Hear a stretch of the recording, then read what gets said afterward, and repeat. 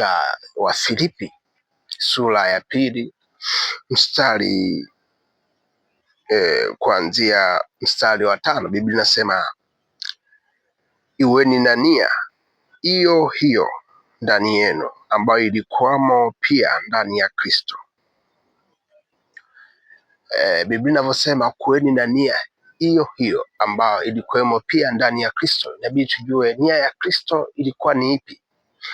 Ukisoma Biblia sehemu nyingi utagundua kwamba uwepo wa Kristo ulimwenguni, nia yake ilikuwa ni kutimiza mapenzi ya Babake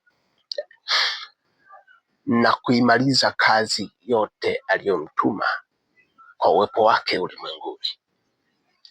Kwa hiyo manake tukisema tuende kwa jinsi hiyo, tunapata mambo kama mawili. Jambo la kwanza, inabidi ujue kwamba hauko duniani kufanya kila kitu, lakini pia unapofanya kitu chochote inabidi uhakikishe ndani yako kwanza unachunguza nia yako, kwamba je, nia yako ndani yako, sababu hata Mungu anavyoangalia juu ya unachokifanya, haangalii unachokifanya kwanza, anaangalia nia iliyokusukuma kufanya unachokifanya.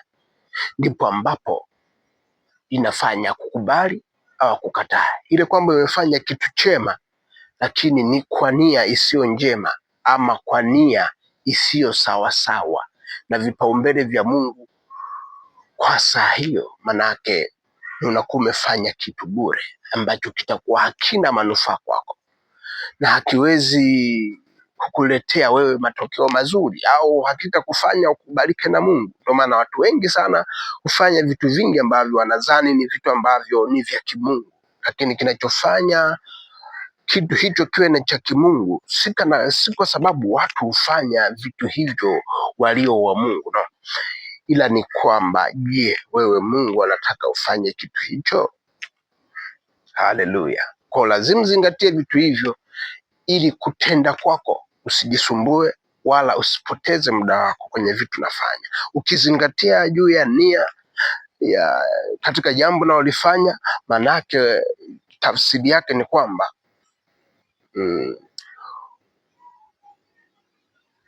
umejaribu kutengeneza mazingira mazuri ya kuleta matokeo kwenye kile unachokifanya.